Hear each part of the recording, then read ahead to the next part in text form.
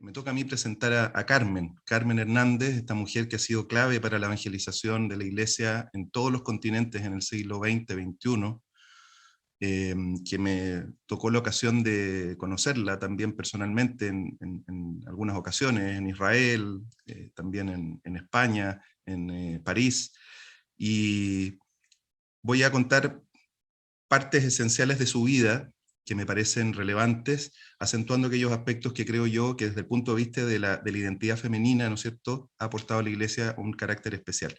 Aquí tenemos a Carmen en una foto en su juventud, y voy a contar un pequeño preámbulo antes de hacerme cargo de estas imágenes, porque Carmen Hernández es una mujer que nace en 1930 en Olvega, Soria, y ella desde pequeñita siente una vocación profundísima a la misión, y a la misión en Oriente. Carmen quería irse a la India, quería ser una evangelizadora de tiempo completo allá, y por lo tanto pide eso a sus padres. Ella es hija de una familia numerosa, tiene 4 hermanos pequeños, menores, y 4 hermanos mayores, en la que estaba al medio, pero su padre, un empresario que iba generando nuevas empresas, tanto en la zona de Tudela como también en Madrid, lo que quería era que Carmen fuera una de las personas que le ayudara en su trabajo, y entonces envía a Carmen a enviar químicas a la Universidad Complutense de Madrid. Ella un poquitito contrariada por esta decisión de su padre, estudia química, pero se guía siempre con su llamada vocacional potente a la misión, a la evangelización, y entonces, terminando sus estudios, ella inicia su formación en una comunidad que estaba surgiendo recién, ¿no es cierto? Y entonces el año 1954 ingresa a las Misioneras de Cristo Jesús. Pensemos que estamos en un momento preconciliar, donde todavía no venía todo este giro eclesiológico y este giro teológico, pastoral del concilio, y lo menciono porque Carmen va a ser muy importante en ese sentido. De hecho, toda la mística que se va a incorporar en el camino neocatecumenal va a tener su raíz fundamentalmente en el Concilio Vaticano II. Pero, bueno, yendo hacia atrás nuevamente, Carmen ingresa, después de algunas situaciones tensas que tuvo con su padre, porque deja esta formación profesional, empieza la formación en estas misioneras, está un tiempo en España, después en Londres, formándose, y Carmen, una de las características que tenía, ¿no es cierto?, como una niña que además pasaba mucho tiempo en la zona del País Vasco, era una mujer muy honesta, le decían la cabezota además, porque era una mujer muy intelectual, y además muy directa de palabra. Y entonces eso molestaba un poquitito en su congregación, porque era una mujer que decía las cosas como las pensaba, siempre mirando el bien de lo que iba a decir, pero muy sincera. Y estando en Londres, ella había generado ya un poquitito de molestia en relación a cómo la veían sus superioras, porque esta honestidad les hacía preocuparse. La llaman de vuelta y brevemente lo mencionaré. Se toma la decisión en España de que ella tiene que abandonar la congregación en la que se estaba formando. Ella era muy cercana a su obispo, Monseñor Olaechea, y a otros sacerdotes que no entienden mucho esta decisión, pero bueno, Carmen acepta, y ella lo que hace es iniciar un itinerario en Tierra Santa, y pasa todo un año en Tierra Santa. Ahí la tenemos en 2 imágenes, en el mar de Galilea, transitando entre una y otra ciudad, siempre eh, obedeciendo a lo que le dijera la providencia, sin recursos económicos, yendo de un lado hacia otro, hasta que Carmen vuelve a España, y una hermana de ella, Pilar, había conocido a un Kiko Argüello, que era un pintor famoso español, muy jovencito en ese momento, que tiene, y no voy a contar obviamente la historia de Kiko, pero sí solo decir una inspiración profunda, irse a las barracas, a las chabolas de Madrid, en Palomeras Altas, a vivir en medio de los pobres, eh, significando de alguna manera esos años ocultos de la vida de Jesús. Lo menciono porque cuando Carmen vuelve a España, su hermana Pilar le recomienda hablar con Kiko Argüello, y ella parte allá pensando que este grupito de este pintor le podría servir para su ideal misionero, porque ella seguía con la intención de conformar una comunidad para irse a Bolivia a evangelizar, y resulta que se encuentra con esta gran sorpresa en Madrid. Ahí la tenemos con Kiko, y al lado está, ¿no es cierto?, Monseñor Morcillo, que era el cardenal de ese momento en Madrid, que por una situación muy de la vida diaria había llegado una orden gubernamental de tener que derribar todas las chabolas, todas esas barracas donde estaban viviendo los pobres, donde ya estaba viviendo Carmen junto a Kiko, ambos laicos consagrados. Nunca ellos tuvieron una relación íntima ni matrimonial, sino que vivían en dos chabolas distintas, y se presenta Monseñor Morcillo, y abajo lo vemos en una imagen donde está en una de estas barracas, dentro de una de las casitas, y entonces se encuentra con una novedad impresionante de estos dos que querían llevar a cabo. Habían pasado los años, iniciándose, ¿no es cierto?, los tiempos posconciliares, querían llevar a cabo esta vida de una comunidad en medio de una experiencia de pobreza, en medio de los pobres. Monseñor Morcillo les dice que tenían la puerta de eh, su casa abierta para cuando quisieran llegar, y entonces les apoya, no solamente a que no se derriben esas barracas, sino que los apoya en su tarea evangelizadora. Hay una imagen de la chabola de Carmen, ¿no es cierto?, mucha pobreza, como vemos, viviendo realmente un ideal de humildad. Aquí una foto donde está ella también junto a Kiko, ya con los primeros que empezaban a seguirlos dentro de este contexto y que se empezaban a formar, y partiendo en un viaje a Tierra Santa, donde ya había estado Carmen antes, para pasar también por los lugares donde Jesucristo había vivido su vida, ¿no es cierto?, íntima, y también su vida pública. Vuelven a España, y estamos en un momento en el cual Carmen, ya con toda su formación teológica que había tenido junto con sus hermanas de congregación, es la que empieza a dar ese carisma dentro del equipo de iniciadores del camino, que tuvo inicialmente a Kiko, Carmen y un sacerdote, el padre Cupini, después el padre Blázquez, hasta que entra el padre Mario Pezzi, que lo vemos en la foto de arriba, en el lado derecho, donde se forma este equipo internacional que, con el correr de los años, y quizás algunos lo han visto en televisión o en algún encuentro de la Jornada Mundial de la Juventud, empieza a llevar adelante este carisma. Y tenemos a Carmen abajo dando una de sus predicaciones, ¿no es cierto? Y decía que Carmen entonces asume este rol teológico dentro del equipo. Kiko es uno que va por la línea más del arte y del carisma, de lo que es la predicación. Entonces, muy importante esto desde el punto de vista del aporte femenino, porque Carmen Hernández, justamente, y algo que se ha redescubierto ahora, una vez que el año 2016 el Padre la llama al cielo, todo el aporte silencioso que había dado Carmen durante todo este tiempo en este equipo, donde siempre aparecía Kiko y sigue apareciendo porque todavía está vivo, ¿no es cierto?, como el que predica, el que anuncia y todo, pero detrás Carmen, en una vida más silenciosa, elegida por ella, pero aportando toda la contribución teológica que ella aprendió en torno al concilio, la renovación litúrgica, que va a ser esencial.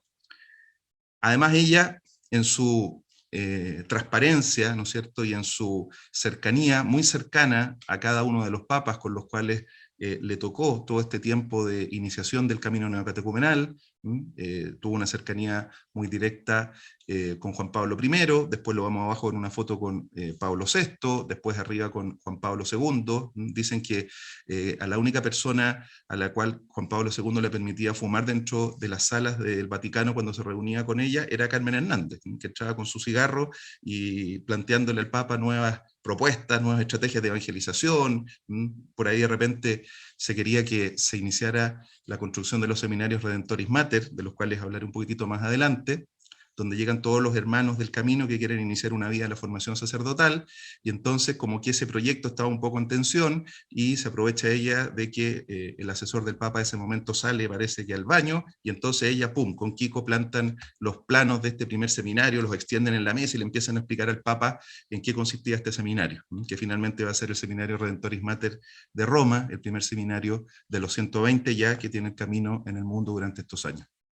Ahí la vemos en distintas fotos, donde ella, junto a Kiko, junto al padre Mario, empiezan a hacer, aparte de la formación de estas comunidades que siguen este itinerario de iniciación cristiana, semejante al de la iglesia primitiva, basado en la palabra, la liturgia y la vida en comunidad, ese trípode propio de las comunidades, al mismo tiempo una disposición evangelizadora muy manifiesta, encuentros multitudinarios con jóvenes, con familias. Ahí salen distintas imágenes donde Carmen está predicando, y abajo, por ejemplo, una imagen de 3.000 jóvenes que en una ocasión se levantaron para discernir el ingresar a el seminario. En todos los encuentros mundiales de la juventud, las jornadas mundiales de la juventud, al día siguiente que se reúne el Santo Padre con los jóvenes y las jóvenes de todos los continentes, después viene Kiko, como dice él, con Carmen, a recoger los frutos. Entonces viene una predicación muy carismática, y donde al final hacen una llamada a quienes se quieren ir empezar un proceso de discernimiento serio para el seminario o alguna comunidad de vida religiosa, a lo cual se ha sumado después en el tiempo las famosas familias en misión y familias itinerantes. En este momento hay como 5.000 familias en misión, en China, en África, en zonas de Latinoamérica, etc. Todo eso motivado también por este celo misional que imprimió Carmen a este equipo de iniciadores del camino neocatecumenal. Esto también ha generado obviamente toda una transformación estética dentro de las comunidades, que también ha sido un aporte para la Iglesia, redescubrir el sentido de la celebración eucarística en una comunidad que se reúne en torno a la mesa para beber de esta mesa, ¿no es cierto?, los frutos del pan y del vino, el cuerpo eucarístico de Jesucristo, en una disposición de una asamblea donde todos son más partícipes de la celebración. Y ahí vemos atrás los íconos de Kiko, y por otro lado esa presencia teológica de Carmen, que es la que ha ayudado en toda esta entrega de gracia que, creo yo, ha dado el camino neocatecumenal para la Iglesia. Por eso que se ha reconocido también a Carmen Hernández como doctora, ¿no es cierto?, honoris causa en teología en distintas universidades. Ahí está el momento en que le otorgan este grado en la Universidad de Washington, justamente por este aporte a la renovación teológica del concilio, expresada dentro del carisma del camino neocatecumenal, y también en todo lo que implica el aporte a la vida de familia. En el camino es muy importante la experiencia de la familia, familias muy numerosas, de muchos hijos, muchos de los cuales después se disponen a la misión, a entrar al seminario, a conventos, justamente por este testimonio de esta transmisión de la fe en la iglesia doméstica, que es esencial para la vida del camino, especialmente la celebración litúrgica del día domingo. Se hace una celebración de laudes, donde están todos los niños con sus instrumentos, cantando, etc. Y después un diálogo donde el papá y la mamá les ayuda a estos niños a enfrentar sus problemas contemporáneos a la luz de la palabra, para que se vea que justamente la experiencia de fe es una experiencia que toca la historia concreta. Todos esos son aportes que Carmen, ¿no es cierto?, en su genio femenino fue inspirando, aportando a lo largo de todos estos años. Esto además ha dado otros frutos. Tengo abajo unas imágenes de la famosa casa Domus Galileae, ¿no es cierto?, en el Monte de las Bienaventuranzas en Israel, que se construyó justamente para que familias en misión pudieran ir allá y tener también un tiempo de gracia, de intimidad, ¿no es cierto?, como una especie de viaje de bodas, para pasar por todos los lugares donde el esposo Jesucristo se puede encontrar con la iglesia, y entonces las comunidades pasan por allá cuando terminan su itinerario. Y donde también Carmen fue muy importante para la concesión que se dio de estos terrenos al camino neocatecumenal en el Monte de las Bienaventuranzas, para que se construyera este lugar y por ahí pasaran no solo católicos, sino que también muchos judíos que pasan todos los años. Dicen que pasan alrededor de 20.000 judíos visitando esta casa, y donde también se produce entonces un encuentro no solo ecuménico, sino que interreligioso. Cercanía de Carmen con los papas, muy presente, y como yo sé que tenemos solo 15 minutos, y ya estoy llegando a esos 15 minutos, mostrar aquí solamente una imagen de lo que fue, ¿no es cierto?, el funeral de Carmen y su entierro, justamente en ese seminario Redentoris Mater de Roma, donde el año 2016 ella ya pasa al Padre, y está la Eucaristía presidida por Monseñor Osoro, que está ahí presente en la imagen, ¿no es cierto?, y que tiene realmente una importancia para el camino que hoy día se puede descubrir, y no solo para el camino, sino que para toda la iglesia, por ser un carisma importante que ha permitido redescubrir el bautismo por etapas, redescubrir la importancia justamente de la salida, de estar en disposición de permanente evangelización, y todo esto a partir de la vida y del testimonio que esta mujer, que tenía esta pretensión de ser inicialmente religiosa, ¿no es cierto?, de ese convento, finalmente el Señor la llamó a otra cosa, y a través de su propia experiencia ha dado este testimonio de santidad para todo el mundo. Hoy día estamos en un momento en el cual además la causa de beatificación de Carmen va en camino, ¿no es cierto? Hay miles de páginas que se han presentado recientemente para iniciar su proceso, ¿no es cierto?, después de que han pasado 5 años desde su muerte, y entonces Carmen en este momento está en estudio de su vida por una serie de favores y de gracias también que se han concedido por intermediación de ella, para ver si en un tiempo más la Iglesia declara a Carmen beata. Así que eso es lo que puedo decir muy sintéticamente de esta gran mujer para la Iglesia, y quedo después atento a las preguntas que nos puedan hacer. Muchas gracias, Úrsula. Muchísimas gracias a ti. Ahora vamos con Fray Julio a escuchar sobre nuestra Santa Teresita de Jesús de los Andes.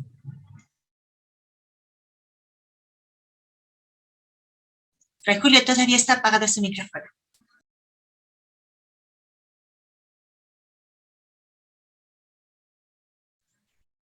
Agradecemos a Juan Pablo el testimonio de sinodalidad que está dando una mano a Fray Julio.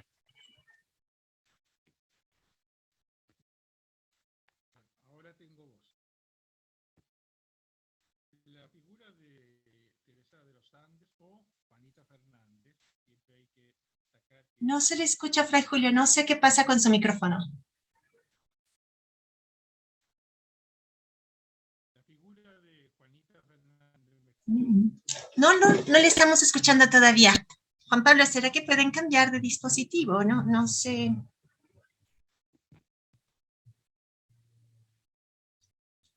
Que no escuchamos a Fray Julio.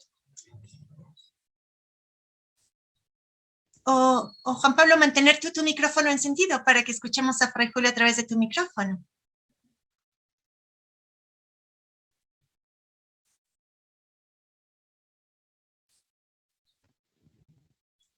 La tecnología siempre nos juega malas pasadas.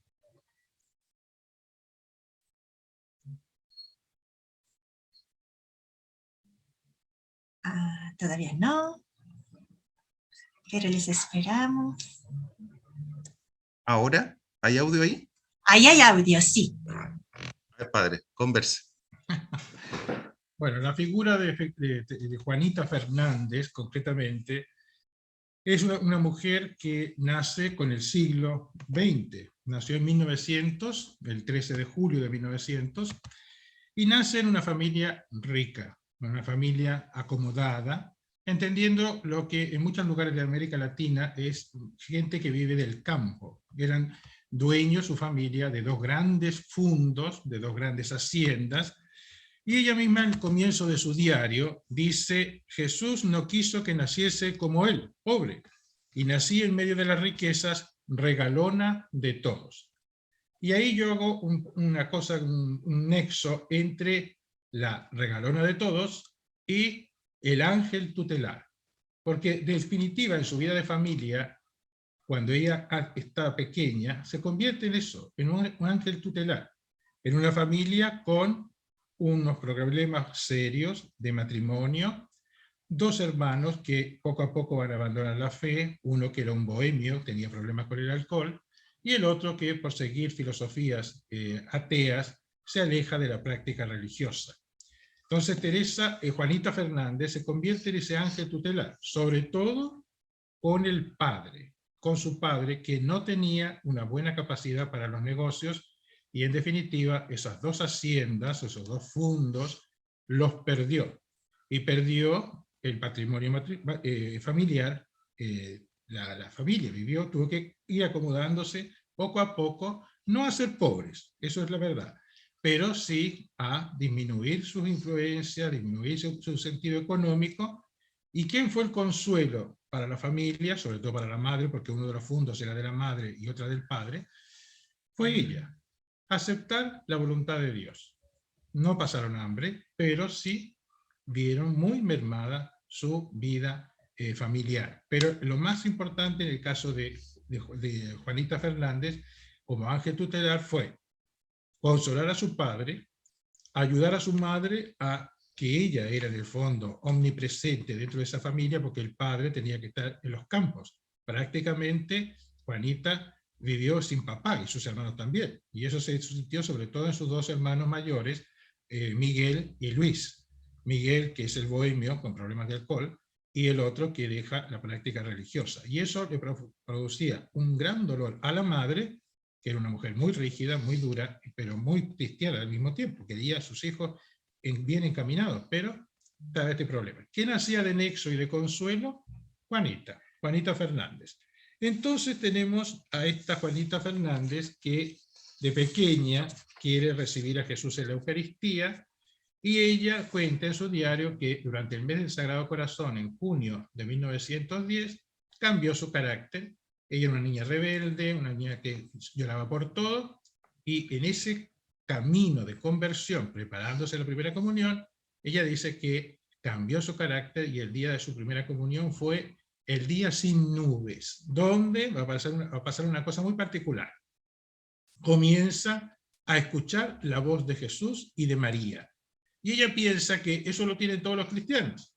No sabía que era una gracia solo para ella. Y ahí vemos también que este ángel de caridad no es solamente dentro de la familia.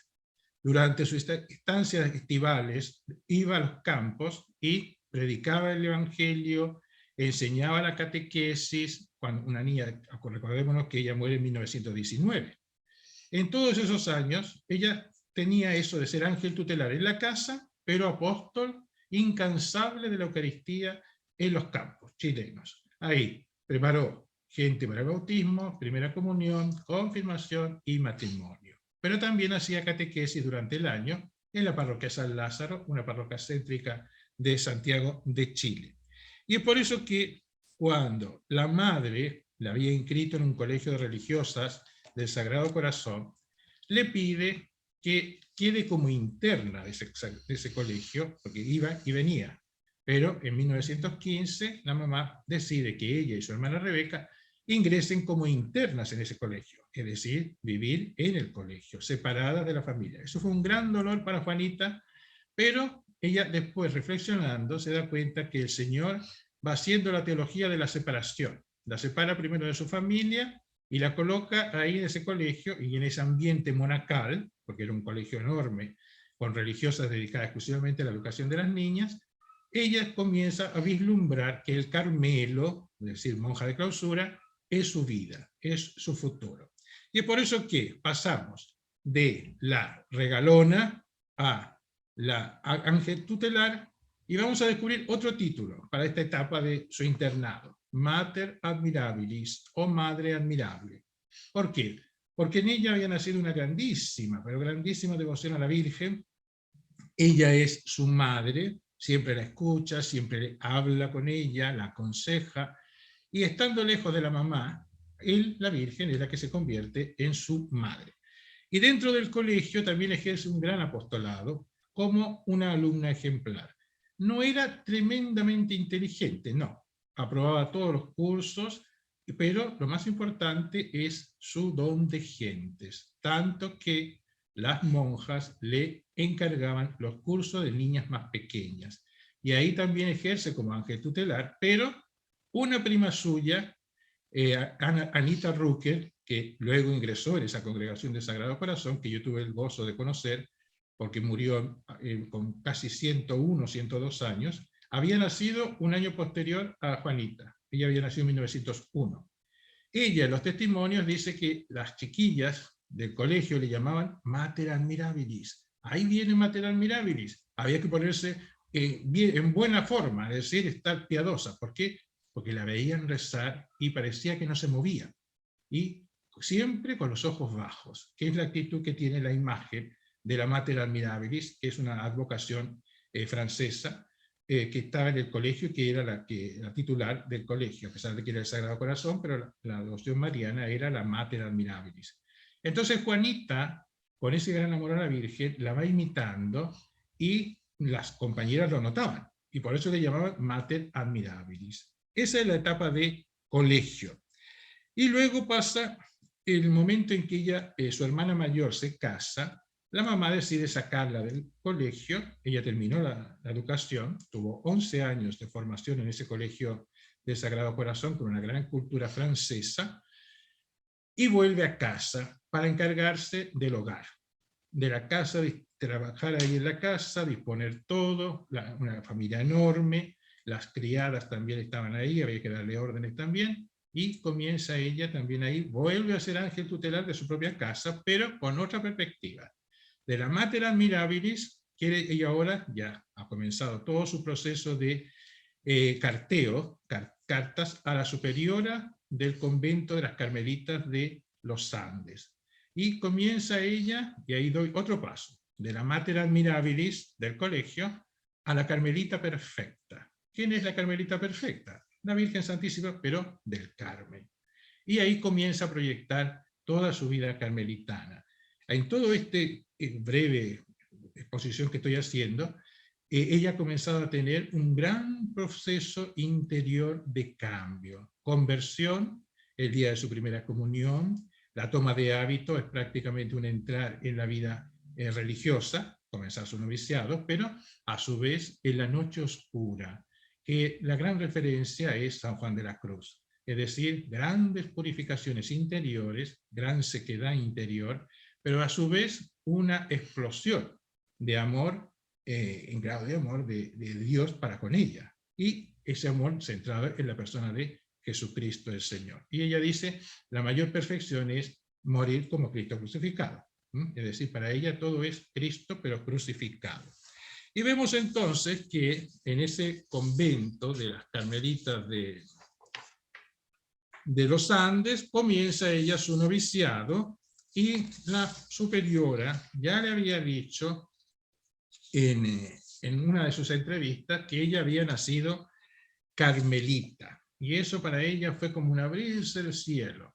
Si la superiora le decía, por las cartas que le escribía, que había nacido carmelita, ella prácticamente ya se sentía una monja, pero tremenda, como carmelita. Pero sin embargo, cuando entra al convento, comienza a descubrir que ella, si bien es cierto, tiene una gran vocación, le cuesta adaptarse a esa vida y estructura de un monasterio de monjas de clausura, y sobre todo hacer los oficios que ella nunca había hecho. Cavar en la huerta, trabajar en un convento muy pobre, muy sencillo, y los oficios que ella jamás hizo, ahora los tenía que hacer. ¿Y dónde iba? Iba donde las hermanas conversas, que eran las monjas encargadas de los oficios humildes del convento, y ella se colocaba al servicio de estas hermanas para ayudarlas y aprender. Y así fue como se fue santificando. Y entonces el día del 14 de octubre de 1919 comienza su noviciado.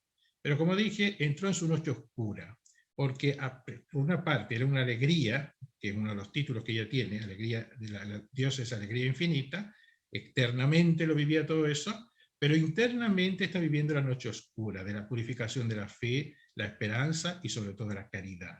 Y es por eso que ella está en este proceso, y podemos decir que en el noviciado, en las últimas semanas de su vida, ella vivió un verdadero vía crucis, porque en el día de Viernes Santo, la superiora le encuentra con una temperatura muy alta, la cara muy enrojecida, y le pregunta qué tiene. Y hacía un mes que estaba con tifus. Después se descubrió, recordemos que estamos a comienzos del siglo XIX, se descubrió que era tifus lo que ella tenía. Pero ella no le dio importancia. Pero ese día de Viernes Santo, precisamente es cuando ella, Jueves Santo y Viernes Santo, cuando más se identifica con el Cristo crucificado. Ahí yo no tengo tiempo ahora para exponer los textos maravillosos, con lo cual se produce lo que San Juan de la Cruz llama la transformación del alma en Dios, que es la muerte de amor. Por eso que Juanita Fernández es de alguna forma esta raíz de la que hablaba la hermana Nelly, porque si bien es cierto nuestra protagonista anterior, Carmen Hernández, vivió en el convento pero se santificó como laica, aquí en el caso de Juanita Fernández, ella es parte de esa raíz, pero una raíz que hay que alimentar, una raíz que hay que regar. ¿Y cómo se riega esa raíz? Con el amor, con el sacrificio y con esa proyección eclesial. Por eso que en el convento, la Madre Superiora, cuando hace la carta definitiva para comunicar la muerte de Juanita, dice: Sor Teresa fue una novicia ejemplar. Y finalmente tenemos a Teresa de los Andes, que es la santa ya canonizada. Y yo quiero destacar una cosa muy simple, las claves de su espiritualidad. Ahí tenemos una imagen del santuario, visitado por miles de fieles, Jesucristo es su ideal de vida. Teresita, o ahora Teresita de los Andes, es una enamorada de Jesucristo. Otra clave es María, espejo purísimo, donde encuentra a Jesús. Ella dice donde María es como un espejo, ahí encuentro a Jesús. Y el sacrificio perpetuo, no olvidemos, el otro alimento de la vida contemplativa es el sacrificio por la salvación de las almas. Olvidarme de mí misma, dice ella, todo en bien de la Iglesia. Y la frase que la identifica, y yo siempre lo digo, es la famosa definición. Si San Juan Evangelista nos dijo que Dios es amor, Juanita nos dice Dios es alegría infinita, con todo lo que significa eso de las perfecciones divinas. Y finalmente, ser santa. Ella quiso ser santa, fue santa, lo consiguió. ¿Y con qué virtudes? El cultivo de las virtudes para ser santo. Primero la humildad, el deshacimiento, la pureza, el amor al prójimo. Verdaderamente Juanita es una mujer 100%, mujer y profundamente cristiana. Y por eso es para mí líder, porque ¿cómo se llama? La peregrinación que se hace todos los años en octubre, miles y miles de jóvenes la consideran eso, su líder. Y por eso Juanita es patrona de los niños y la juventud chilena. Gracias por escuchar. Al contrario, Fray Julio, gracias a usted. Qué maravillosa pantallazo nos ha dado, porque como usted dice, falta tiempo para conocer a nuestra Santa Teresita de los Andes. Muchas, muchas gracias. Aprovecho, ya que estoy interrumpiendo, para recordar que hay que levantar la mano de la aplicación para solicitar la palabra y poder entonces participar en el diálogo. Padre Wilfran, le cedemos el micrófono a usted.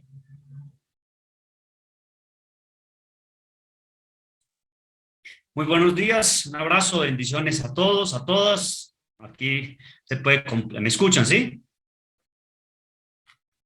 Ahí sí, como decimos en Colombia, bendito nosotros en medio de las mujeres. Qué bendición estar con ustedes en esta mañana.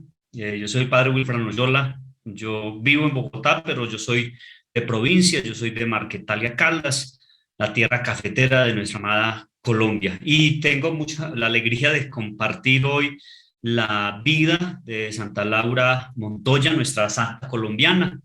No sé, así sí se puede compartir pantalla, ya lo voy a hacer en este momento. Muy bien, aquí están pues los datos biográficos de Santa Laura. Podríamos decir qué es lo que identifica la santidad de Santa Laura Montoya. Pues nada más y nada menos, miren, que nace al final del siglo XIX en la región montañosa de Colombia, en el departamento de Antioquia, específicamente en el municipio de Jericó. Fue bautizada el mismo día. Sus papás, Juan de la Cruz Montoya, era médico, y María Dolores Upegui, pues en ese momento era ama de casa. Eran 3 hijos: Carmelina, Juan de la Cruz. Carmelina era mayor que Laura y Juan de la Cruz era menor. Desafortunadamente el papá de Laura muere asesinado por la guerra civil de aquel tiempo, por defender la religión, por defender pues la patria también. Al quedar huérfana, o al quedar huérfanos y sin papá en esa etapa de vida, en la etapa de la historia de Colombia y tal vez de toda Latinoamérica, pues obviamente la figura del papá, volvemos a decir, era todo. Era el que tomaba decisiones, el que sostenía el hogar. No era como en la actualidad, pues que las tareas las comparten tanto papá y mamá. Entonces, por eso, pues ellos tuvieron que empezar a hacer como un desplazamiento. De hecho, Laura se fue a vivir con una tía en la ciudad de Medellín, la capital de la provincia de Antioquia. Y pues su tía manejaba como una especie de manicomio, entonces le dio la oportunidad de inscribirla en un colegio de la ciudad, pero de donde iban las niñas de clase alta. Y pues obviamente Laurita se sintió mal y no pudo continuar. De hecho, se retiró de esa institución. El siguiente año se va a una finca donde está una tía enferma, y para cuidarla y para acompañarla. Y mientras está cuidándola, pues ella aprovecha para hacer unas lecturas espirituales, con el deseo de hacerse religiosa carmelita. En 1887 vuelve a Medellín. Su mamá se ha dedicado a ser maestra. Digo también, pues porque ya enseguida vamos a ver cuál es el desenlace de Laura.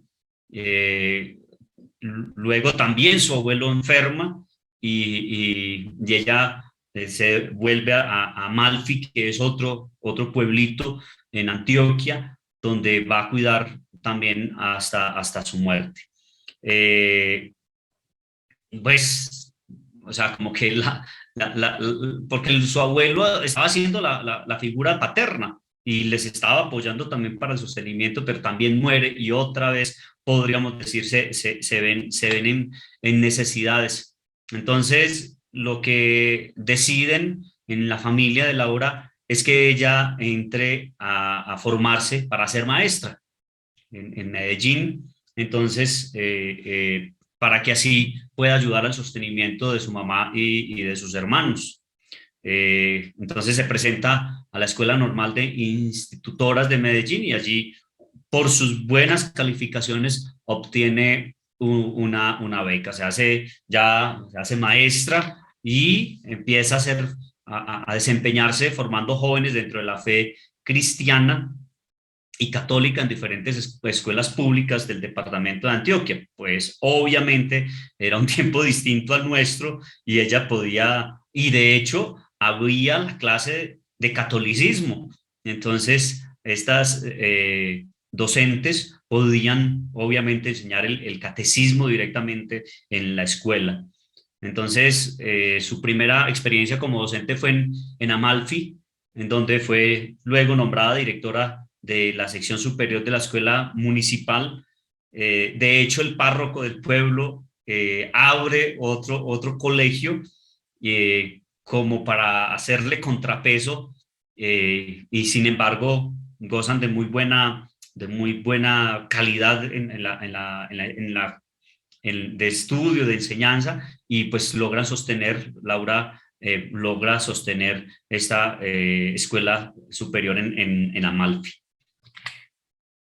Ella en todo ese camino siempre está sintiéndose tocada por Dios, sintiéndose llamada por Dios, y es como a los 39 años, con 6 catequistas, ella decide irse a evangelizar a los indígenas. Nada más cuando fue a contarle al obispo, pues obviamente el obispo le dijo que si estaba loca.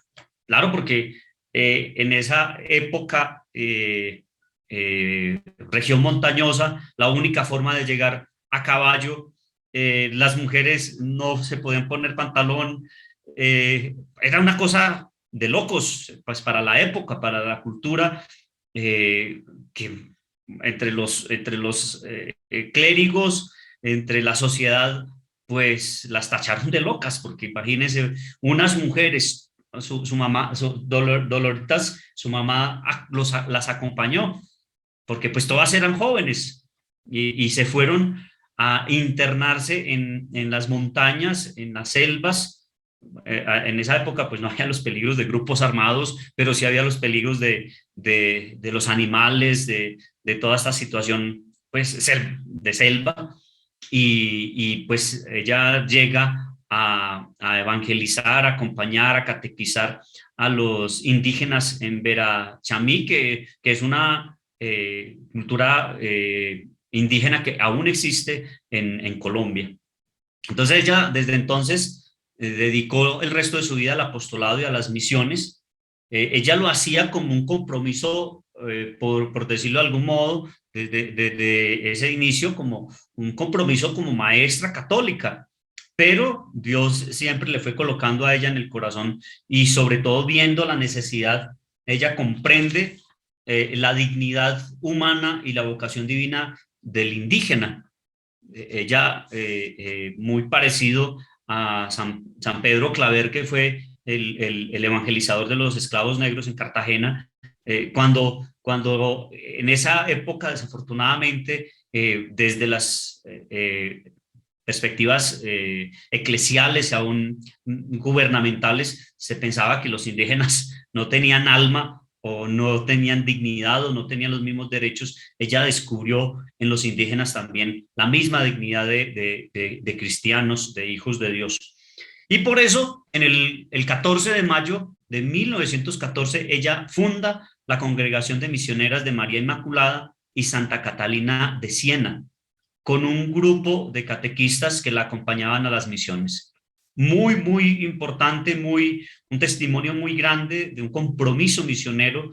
Yo siempre que he leído la historia de Santa Laura, puedo decir, me quito el sombrero, porque si hoy día nosotros, pues con las posibilidades, por ejemplo, o desplazarnos en carro o en moto, qué sé yo, ella sabía que los desplazamientos o tendrían que hacerlos a caballo o en largas caminatas, y así lo hicieron recorriendo las montañas. Aquí está la imagen de su rostro, de Santa Laura.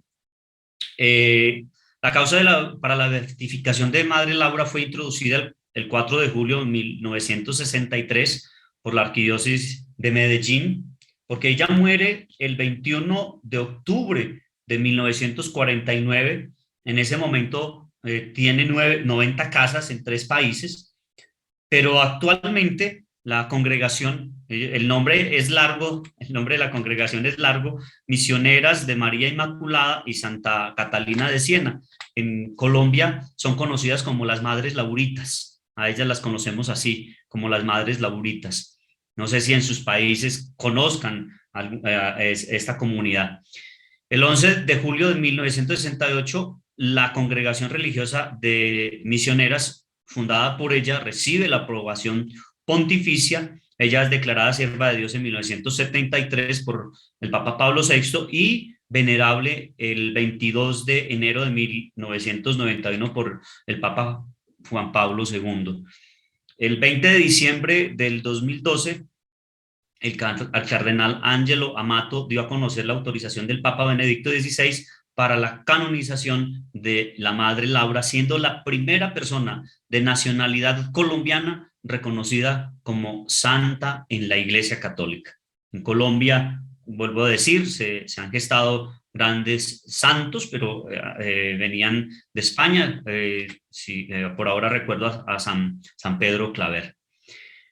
Esta primera santa nacida en la hermosa tierra colombiana nos enseña a ser generosos con Dios, a no vivir solitariamente la fe, como si fuera posible vivir la fe aisladamente, sino a comunicarla, a irradiar la alegría del Evangelio con la palabra y el testimonio de vida allá donde nos encontremos, y mucho más allá, cruzar las fronteras. Nos enseña a ver el rostro de Jesús reflejado en el otro, a vencer la indiferencia y el individualismo, acogiendo a todos sin prejuicios ni reticencias, con auténtico amor, dándoles lo mejor de nosotros mismos y sobre todo compartiendo con ellos el Evangelio. Para nosotros en Colombia, el testimonio de Santa Laura Montoya pues nos motiva, y como siempre lo digo, es entender que hay que ir más allá. Una de las bonitas frases de su legado es esta, que siempre me ha llamado la atención. Ella rezándole al Señor: 2 sedientos, Jesús mío, tú de almas y yo de saciar tu sed. ¿Qué nos detiene, pues? Como podemos entender, pues era de un carácter recio, valiente, intrépida para la época. Definitivamente los sacerdotes y los religiosos de aquella época, creo que después de esa obra que ella realizó, si hoy nosotros nos admiramos, ustedes se imaginan haciendo ella esta obra evangelizadora, que no fueron capaces de hacer los sacerdotes de aquel momento. Ella fue galardonada por el presidente de la época con la Cruz de Boyacá por esa obra docente, porque ella combinó las dos cosas, como lo entendimos. Fue una maestra insigne, entregada también, sacó adelante cada vez que le ponían un reto de ser rectora, sacaba adelante las instituciones, pero esa vocación de ir a llevar el evangelio, pues la consagró pues como una santa en vida. Todos la conocieron, la consideraban en vida como una santa. Desafortunadamente tuvo que padecer mucho para encontrarse y gozar del premio celestial, una enfermedad de largos años al final de su vida. Los milagros de su para su beatificación fue el 2004, una señora fue curada de cáncer, y en el 2011 un médico antioqueño, ya declarado desahuciado, ya le habían aplicado los santos óleos, pero él dice que esa noche, cuando ya le habían dado a la familia la noticia que ya no había nada que hacer, en la cultura antioqueña, paisa, lo decimos nosotros en Colombia, pues se conoce mucho la imagen, y él dice en su testimonio, pues yo no la conocía muy bien, yo no lo rezaba, pero esa noche yo recordé su imagen, la estampita que alguna vez había visto, y yo antes de dormir le dije, me entrego a ti, Madre Laura, si me ayudas, yo te ayudaré a llevar, a subir a los altares. A los 15, o sea, los médicos habían ya dado todas las notificaciones que no había nada que hacer con este médico joven, y la recuperación empieza a darse desde el día siguiente. A los 15 días le hacen un examen a este doctor y ha desaparecido una afección muy grave que tenía en uno de sus órganos internos, el intestino, y los médicos automáticamente dijeron, un milagro, no sé, ellos no sé, pero ya él automáticamente empezó a testificar que él se había encomendado a Madre Laura. Esa es nuestra alegría, de nuestra santa colombiana, con ese gran testimonio evangelizador y formador de juventudes. Me alegra mucho compartir con ustedes este testimonio que nos emociona a nosotros como colombianos.